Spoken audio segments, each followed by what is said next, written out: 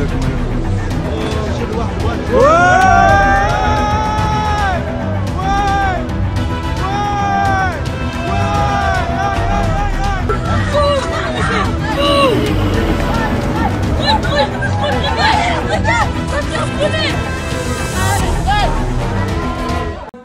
rise and Palestine will be free. Thank you.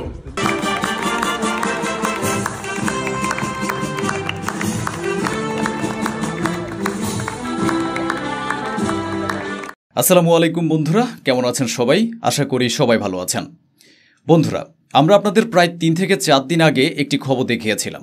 সেই খবরে আমরা বলেছিলাম যে আসলে ইসরায়েলে সেনাদের সংকট দেখা দিচ্ছে, আর এরই মধ্যে গাজা যুদ্ধ চালিয়ে যাওয়ার জন্য ইসরায়েল ভাড়াটে যোদ্ধাদের ব্যবহার করছে। আর এখন দেখুন, তাদের প্রথম ছবি সামনে এসেছে।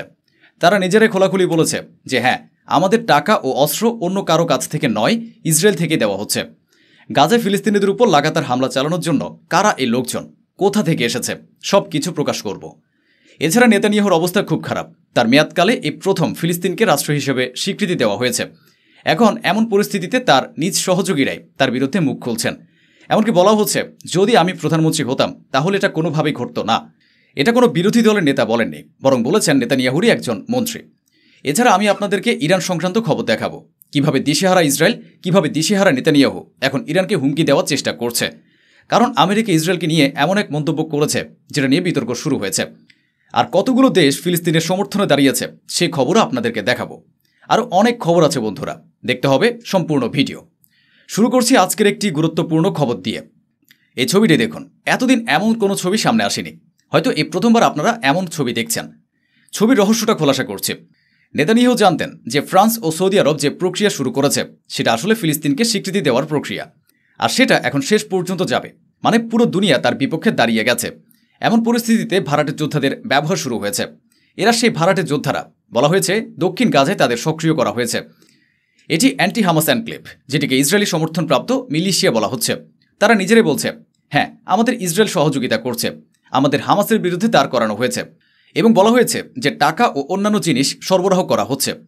আবু শাবাব এই গোষ্ঠীর নেতা। ফিলিস্তিনিদের খাবার এই লোকেরা লুট করছে, এবং তাদেরই চালু করা হয়েছে যাতে রাষ্ট্র হিসেবে স্বীকৃতি পাওয়ার পরও গাজার অবস্থা ঠিক না চলে। এখন তারা হামাসের উপর হামলা করবে, হামাসও তাদের বিরুদ্ধে সক্রিয় হবে, এবং এইভাবে গাজা ধ্বংসের পথে থাকবে। অর্থাৎ ফিলিস্তিনের বিরুদ্ধে একটি বড় ষড়যন্ত্র রচিত হয়েছে। এখন ইসরায়েলি সৈন্যদের বদলে ইসরায়েলের পক্ষ থেকে এই লোকেরাই ফিলিস্তিনিদের বিরুদ্ধে লড়াই করবে। এবার একটি বক্তব্য দেখায় কুদস নিউজ নেটওয়ার্কের খবর। এটি ইসরায়েলের জাতীয় নিরাপত্তা মন্ত্রীর কথা। তিনি একটি বিবৃতি দিয়েছেন, যেখানে দেখা যায় ক্ষমতার পরিবর্তন ঘটাতে তিনি প্রস্তুত। তিনি বলেছেন, যদি আমি প্রধানমন্ত্রী হতাম আমি এখনই অন্য রাস্তা নিতাম। If I were prime minister I would now have order to arrest the Palestinian authority president Mohammad Abbas. মানে আমি যদি প্রধানমন্ত্রী হতাম আমি আগে থেকে ফিলিস্তিনি প্রেসিডেন্ট মাহমুদ আব্বাসকে গ্রেফতার করাতাম। অর্থাৎ বলা হচ্ছে নেতানিয়াহু এতটাই দুর্বল হয়েছেন যে এখন তার নিজের সহযোগীরাই তাকে চ্যালেঞ্জ করছে। এসব কথাই স্পষ্টভাবে বলা হচ্ছে। ইয়োব গ্যালান্টের একটি বিবৃতি এসেছে।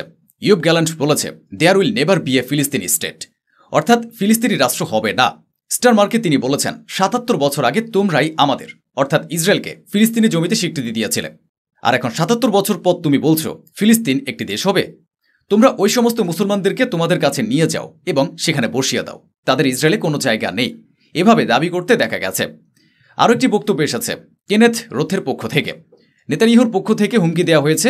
বলা হয়েছে যদি ফিলিস্তিনকে স্বীকৃতি দেওয়া হয় তাহলে এটি টেরোরিজমকে একটি পুরস্কার হিসেবে ধরা হবে। কেনেথ রোথ এ বক্তব্যের জবাব দিয়ে বলেছেন, না নেতানিয়াহু, ফিলিস্তিনকে একটি দেশ হিসেবে স্বীকৃতি দেওয়া টেরোরিজমকে পুরস্কার দেওয়া নয়, বরং এটি তোমার করা গণহত্যার শাস্তি দেবার উপায়। অর্থাৎ তোমরা উপর থেকে যে অপরাধ করছো তার জন্য তোমাদের বিচার বা শাস্তি দেওয়া হবে।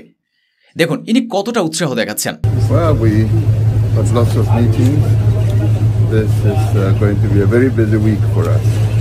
We've got meetings with many heads of state and of course participating in the UN General Assembly proceedings and many issues, also addressing various heads of state about our G20 Leaders Summit, our preparedness thereof. দক্ষিণ আফ্রিকার রাষ্ট্রপ্রধান Ramaphosa বলেছেন, এটা খুবই ভালো বিষয়। It's great to see many nation moving to recognise ফিলিস্তিন। We are pledged to defend multilateralism, human right and peace. তিনি বলেছেন, আমি খুশি যেসব দেশ একসাথে ঐক্যবদ্ধ হলো এবং অনেক দেশ এখন স্বীকৃতি দিচ্ছে।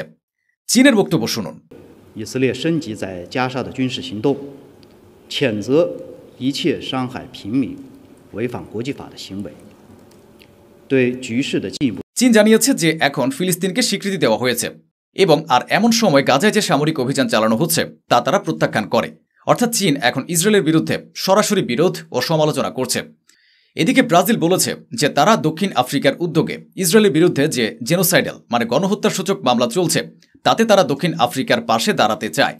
ব্রাজিল দক্ষিণ আফ্রিকার সঙ্গে মিলে ইসরায়েলের বিরুদ্ধে এই পুরো মামলাটি লড়ার জন্য প্রস্তুত রয়েছে। এখানে দেখুন জাঁকজমক করে পতাকা উত্তোলন করা হচ্ছে। কি ঘটছে দেখুন। Will rise and Palestine will be free. Thank you.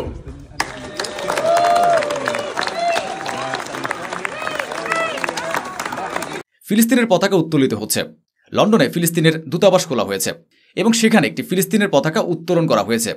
এইসব চিত্রগুলো আজ নেতানিয়াহুর চোখে নিশ্চয়ই কোনো শান্তি বয়ে আনছে না। অপরদিকে অস্ট্রেলিয়া, যুক্তরাজ্য ও পর্তুগাল ফিলিস্তিনকে একটি দেশ হিসেবে স্বীকৃতি দেওয়ার এই পুরো ব্যাপারটি নিয়ে নেতানিয়াহুর রেগে উঠেছেন। এ নিয়ে তীব্র প্রতিক্রিয়া চলছে। এবার চলুন অন্য একটি খবর দেখায়।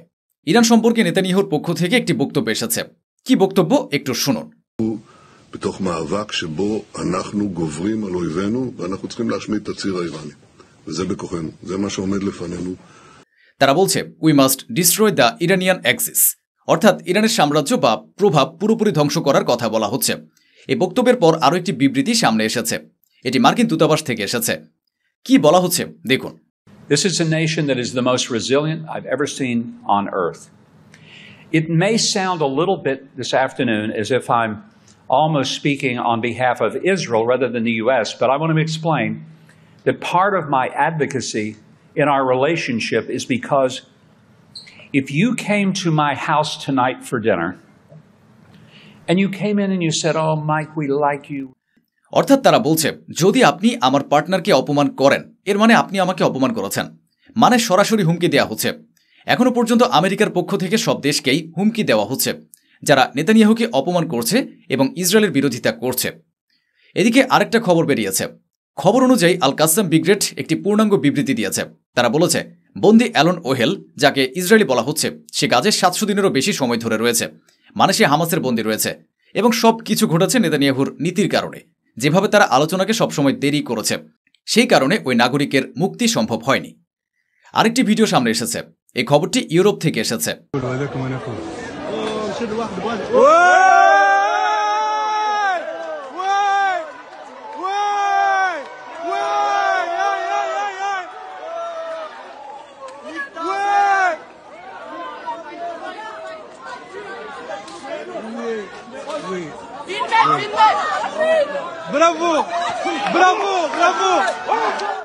দেখা গেছে ইসরায়েলি লোকজন সেখানে দাঁড়িয়েছিল এবং একজন ফিলিস্তিনি সমর্থক গিয়ে সেখান থেকে তাদের হাতে থাকা পতাকা ছিনিয়ে নেয়।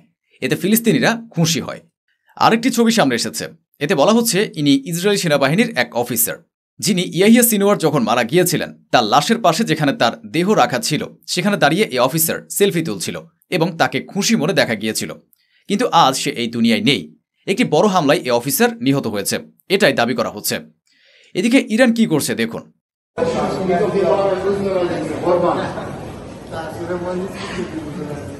ইরানের পারমাণবিক শক্তি কমিশনের প্রধান মোহাম্মদ ইসলামি মস্কো পৌঁছেছেন। তিনি রাশিয়ার কর্মকর্তাদের সঙ্গে বৈঠক করবেন এবং রাশিয়ান এনার্জি উইক ফোরামে অংশ নেবেন। এ খবর প্রকাশে এসেছে এবং একটি নতুন বিষয় সামনে এসেছে। ইরান ও রাশিয়া আগামী সময়ে ইসলামী প্রজাতন্ত্রে নতুন পারমাণবিক শক্তি ইউনিট স্থাপনের বিষয়ে আলোচনা করছে। নতুন প্রায় 8টি পারমাণবিক বিদ্যুৎ কেন্দ্র ইরানে রাশিয়ার সহায়তায় স্থাপন করা হবে বলে উল্লেখ করা হয়েছে। তো বন্ধুরা, এই ছিল আমাদের আজকের আয়োজন, যা স্বচ্ছভাবে আপনাদের সামনে তুলে ধরা হলো। আশা করি আমাদের এই প্রচেষ্টা আপনাদের ভালো লেগেছে। অসংখ্য ধন্যবাদ। সুস্থ থাকুন, ভালো থাকুন।